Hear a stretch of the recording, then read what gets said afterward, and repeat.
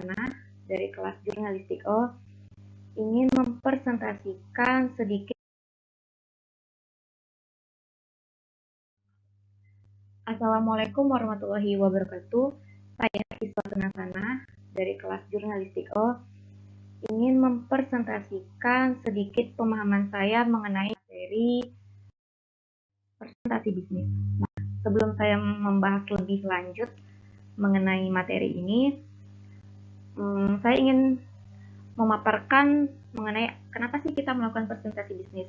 Nah, presentasi bisnis itu merupakan suatu hal penyampaian informasi mengenai kegiatan bisnis yang dilakukan oleh seorang pembicara kepada audiens yang hadir dalam suatu forum bisnis. Biasanya nih, di dalam presentasi bisnis, seorang pembicara itu menyampaikan informasi mengenai seperti halnya tuh pengembangan produk, perluasan pasar, lalu ada juga kayak urusan proyek, distribusi barang, ada juga kayak evaluasi masalah audit uang masuk uang keluar dari perusahaan.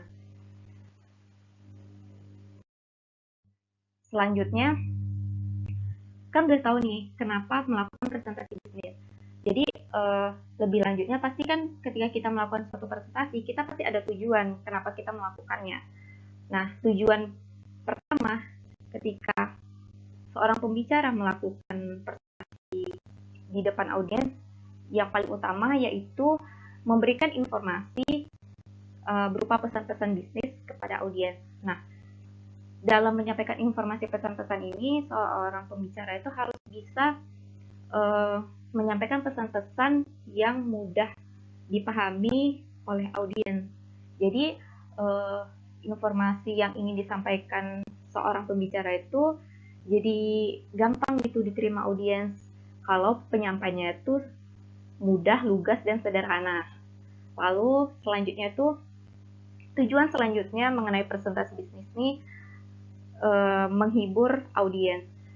Jadi seorang pembicara itu ketika dia melakukan presentasi, dia tuh harus ada kayak sedikit memberikan apa ya, kayak lawakan-lawakan atau hal-hal lelucon-lelucon yang bisa mencairkan suasana saat presentasi. Tapi perlu digarisbawahi, hal-hal lawakan-lawakan atau hal-hal lucu itu jangan sampai keluar dari konteks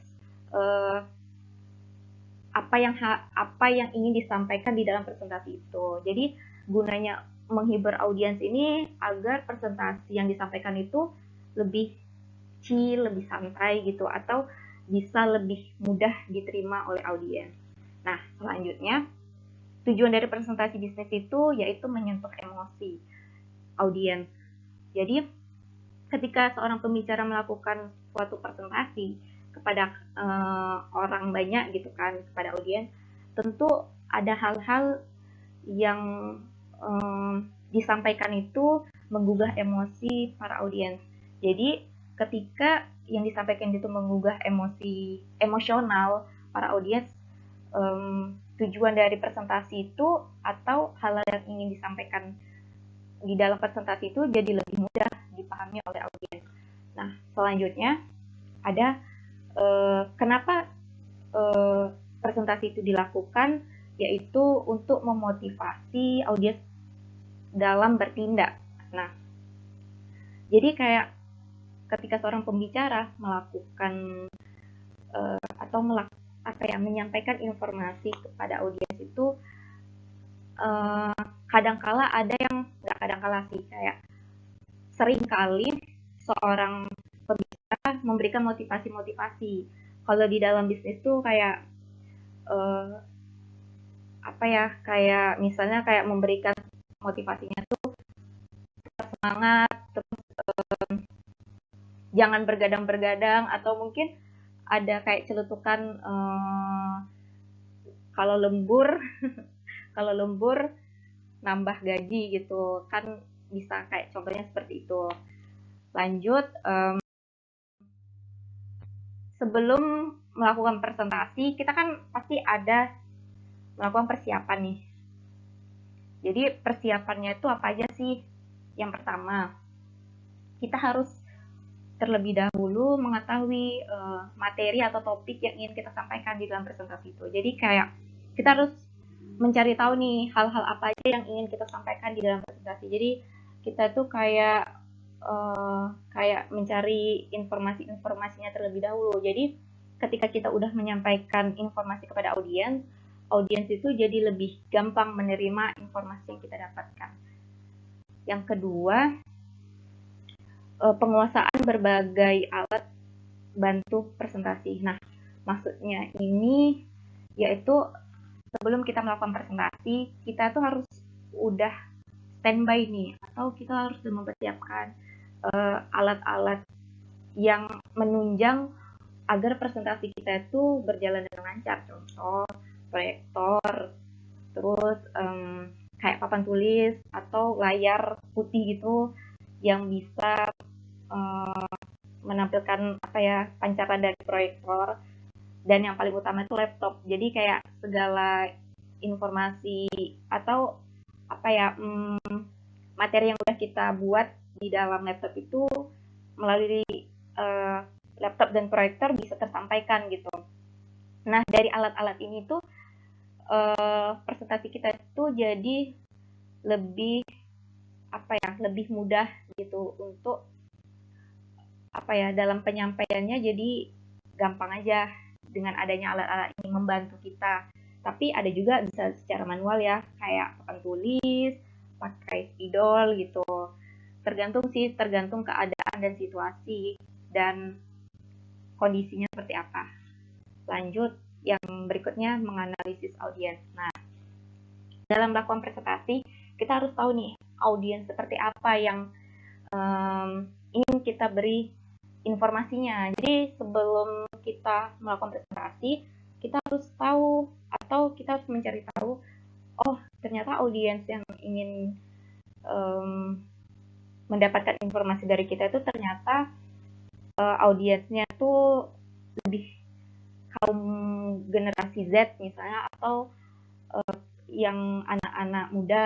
Jadi otomatis kan penyampaiannya kalau dengan anak muda atau misalnya kaum remaja gitu, otomatis kan penyampaiannya tuh lebih santai, lebih chill gitu. Karena kalau hal-hal yang berhubungan dengan remaja atau apalagi generasi Z kan nggak mungkin menyampaikan yang terlalu monoton, karena kalau yang monoton pasti nggak akan tersampaikan dengan baik gitu. Jadi sebelum kita melakukan presentasi, kita harus menganalisis dulu audiens seperti apa, mulai dari latar belakang pendidikannya, lalu usianya, jenis kelaminnya, semuanya harus kita lihat untuk mempermudah kita dalam mempresentasikan informasi kepada audiens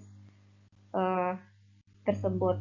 Lanjut, yang terakhir itu dalam persiapan presentasi kita harus menganalisis lingkungan atau lokasi tempat saat kita melakukan presentasi. Nah, di sini tuh maksudnya kenapa kita melakukan analisis lokasi. Jadi kan kita presentasi itu ada di dalam ruangan, ada di luar. Jadi kalau seandainya kita melakukan di dalam ruangan, kita udah tahu nih alat seperti apa yang mendukung, dan juga di luar. Karena kan pasti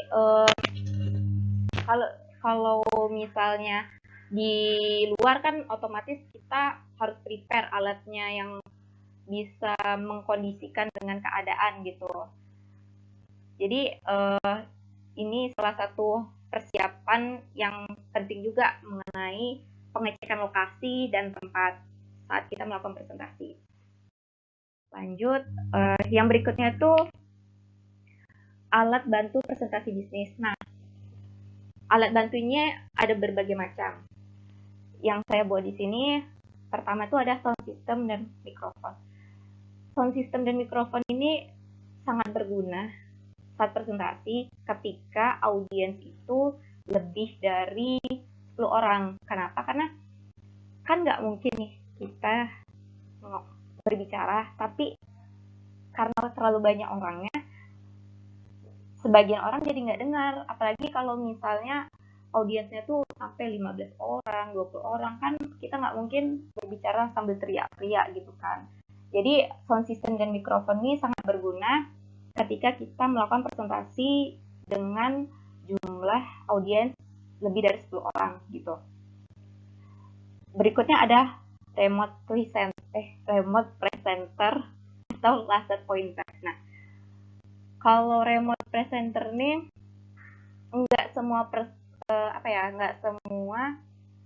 pembicara itu menggunakan ini, tapi dengan adanya laser pointer nih sangat membantu pembicara menyampaikan informasi atau materi kepada audiens. Jadi apalagi kan audiensnya banyak nih, misalnya jumlahnya tuh sekitar 20-an atau 30-an orang, otomatis kan itu jumlah yang banyak tuh, dan nggak semua audiens itu di posisi yang dekat dengan proyektor gitu atau dekat dengan pembicara. Jadi kegunaan dari laser ini memberikan kemudahan. Jadi ketika audiens yang duduk paling belakang melihat materi yang disampaikan oleh pembicara dengan adanya laser pointer, jadi lebih berfokus karena dia kan bisa memfokuskan ada kayak cahaya satu titik fokus gitu.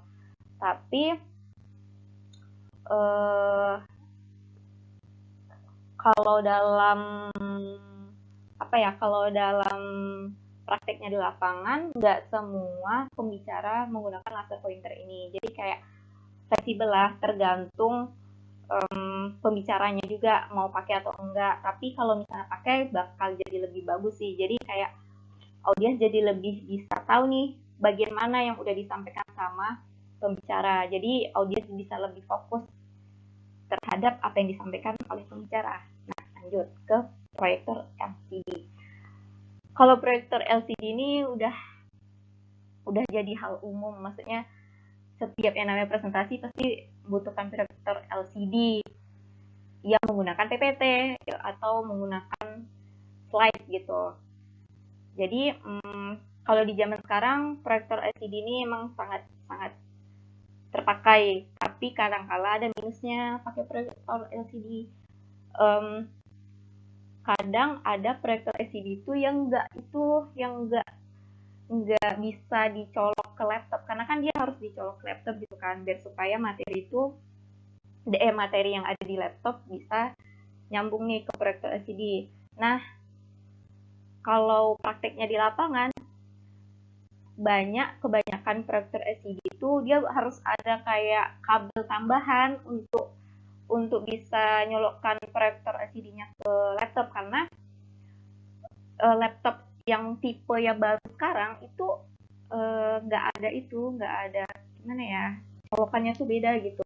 Jadi kayak kalau nggak ada colokan tambahan, karena sekarang proyektor LCD itu kayak ada colokan tambahan gitu, karena kan sekarang apalagi kayak kuliah nih, kayak teman-teman tuh biasanya apalagi kayak laptop baru tuh kan yang udah nggak ada kasetnya tuh, itu dia udah beda gitu colokannya. Jadi untuk bisa tersambung ke proyektor LCD itu perlu kabel tambahan, tapi nggak tahu nama kabelnya apa.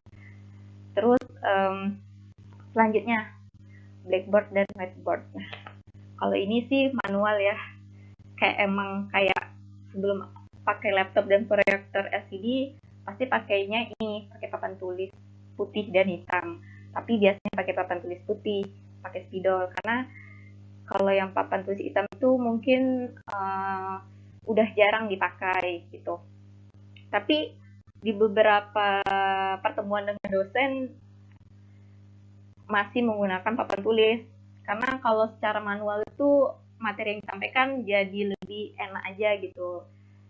Lanjut ke flip card. Flip card ini kayak kertas kalau saya bilang sih kayak kertas HVS yang besar gitu kan. Bisa dicoret-coret, tapi ada minusnya sih kalau misalnya kita pakai ini gitu. Sama mungkin kayak papan tulis ya. Jadi kalau misalnya audiensnya tuh banyak, lebih dari 10 orang, kalau pakai flip card nih kurang cocok, karena kan dia tulis tangan dan nggak semua tulisan tangan orang itu bisa dibaca gitu dan uh, bisa nampak gitu. Jadi kalau Flipkart nih cocoknya kalau misalnya presentasi dengan jumlah audiens yang minimalis kayak 5 sampai 8 orang gitu deh. Itu kayak masih fleksibel sih pakai Flipkart gitu. Lanjut alat bantu berikutnya transparency overhead projector atau TOP. TOP. Kalau TOP ini sejujurnya saya juga baru tahu ada TOP karena ternyata ini kayak apa ya kayak proyektor juga, tapi mungkin ini versi lamanya sebelum proyektor LCD gitu. Jadi dia sistemnya tuh kayak menggunakan fotokopi yang saya baca sistem penerapannya gitu. Tapi kalau untuk dalam pemakaiannya, jujur saya juga nggak tahu bentuk pemakaiannya gimana. Tapi seperti yang ada di gambar, ya sepertinya nggak sepertinya sih bisa yang saya lihat kayak itu sih generasi sebelum proyektor LCD. Jadi kayak bentukannya sama kayak proyektor LCD tapi ini versi sebelumnya gitu. Nah, lanjut ke slide. Slide ini kayak yang saya pakai sistem PowerPoint gitu, pakai PowerPoint. Nah, kalau slide ini emang sering sih menjadi bagian yang paling utama melakukan presentasi, apalagi menggunakan laptop dan proyektor alat bantunya gitu. Kayak slide, laptop, proyektor LCD adalah 3 bagian alat bantu presentasi yang saling terhubung menurut saya. Jadi kayak dia tuh kayak ada saling keterhubungan lah di antara 3 ini, saling membutuhkan gitu. Dan mengenai slide ini, di saat sekarang itu udah banyak sih kayak template-template gratis slide yang bagus gitu tanpa kita mikir susah gimana ya cara buat kreatif PowerPoint atau untuk presentasi gimana ya biar supaya bagus. Nah, sekarang tuh udah banyak sih kayak slide-slide gratis yang udah jadi, tinggal diedit-edit, ubah-ubah dikit, ya udah kayak bagus aja gitu presentasi kita. Nah, berikutnya laptop. Kalau laptop ini emang paling kalau dalam presentasi paling penting sih kalau di sayanya, karena biasanya kan kalau laptop ini kayak apa ya kayak alat bantu yang paling utama sih di zaman sekarang, kayak apalagi untuk mahasiswa ini penting banget. Dan kalau di dalam dunia misalnya dalam alat bantu presentasi bisnis, laptop ini yang saya bilang sebelumnya, dia tuh kayak harus terhubung dengan proyektor, LCD, dan juga slide. Jadi kayak 3 bagian yang saling terhubung gitu. Lanjut papan tulis elektronik. Nah, papan tulis elektronik ini dia udah sistem canggih gitu.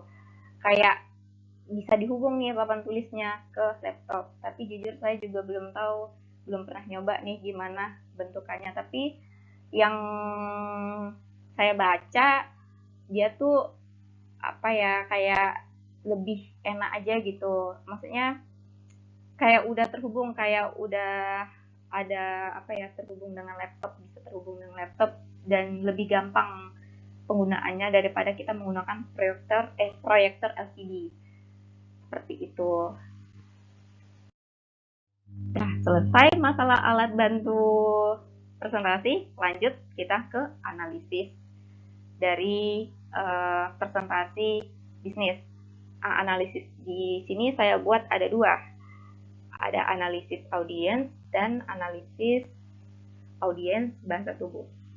Kalau analisis audiens nih, saat presentasi kita harus tahu nih menganalisis gimana ekspresi wajah, senyumnya, kontak mata, gerak tangan dan bahu. Jadi kayak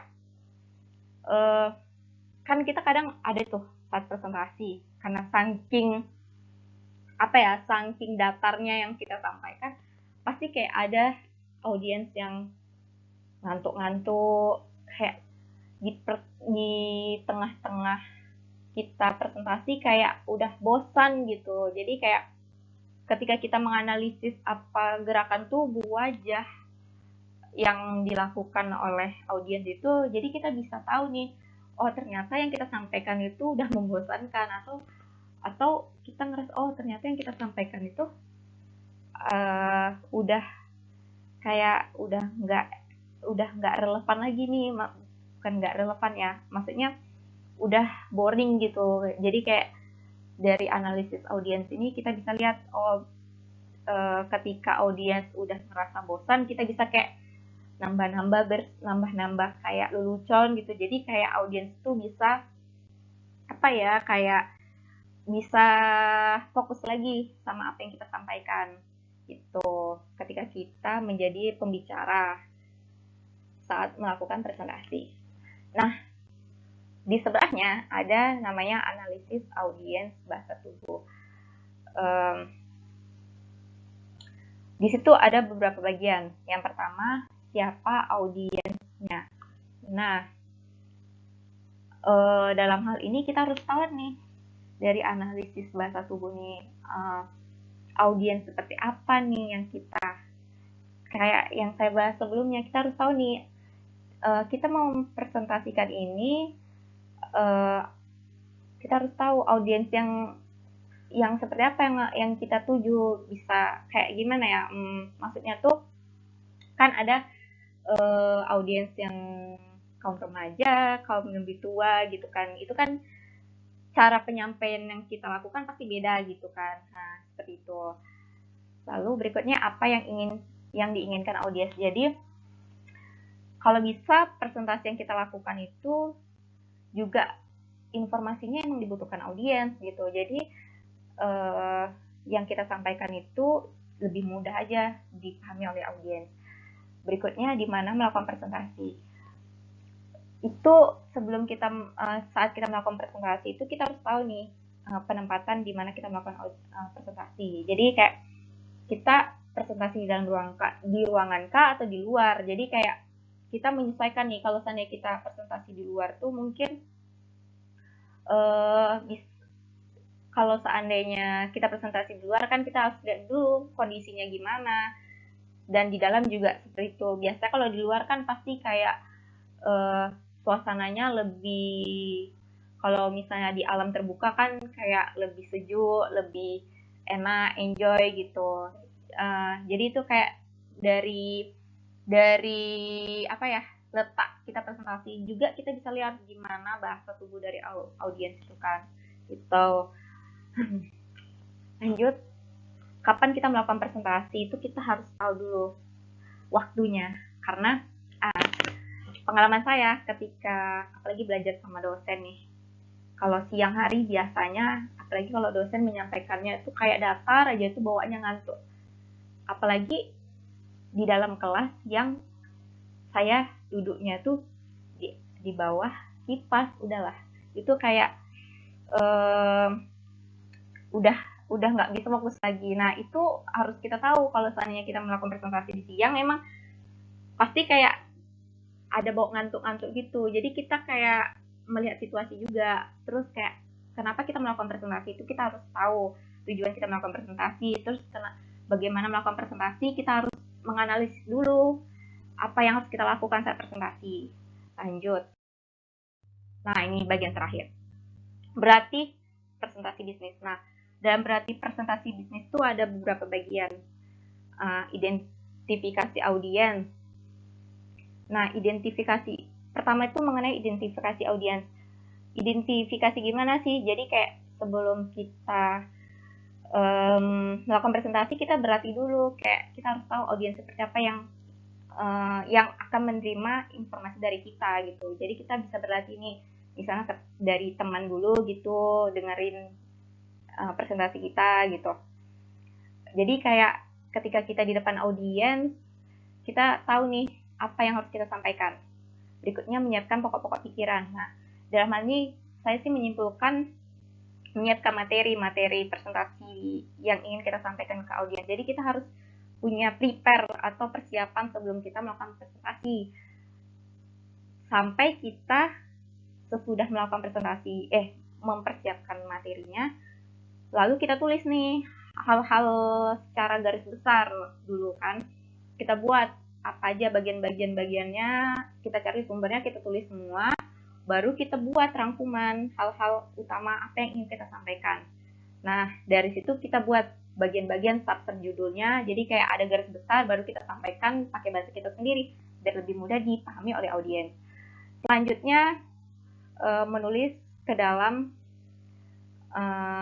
bentuk apa ya, ukuran kartu pos. Itu sih kayak catatan kecil sih. Jadi kayak walaupun kita udah memahami materi, pasti kita kayak ada di posisi ngerasa tiba-tiba lupa nih, ini apa yang mau aku sampaikan ya. Jadi kayak butuh kayak ada catatan kecil gitu, kayak garis besarnya sih. Jadi kayak biar kita lebih tahu, oh ternyata yang mau kita sampaikan tuh ini. Jadi kayak yang kita sampaikan tuh bisa lebih terfokuskan lagi dengan adanya catatan kecil, kayak catatan di notes kecil gitu sih, kartu pos, ukuran kartu pos notes kecil maksudnya gitu.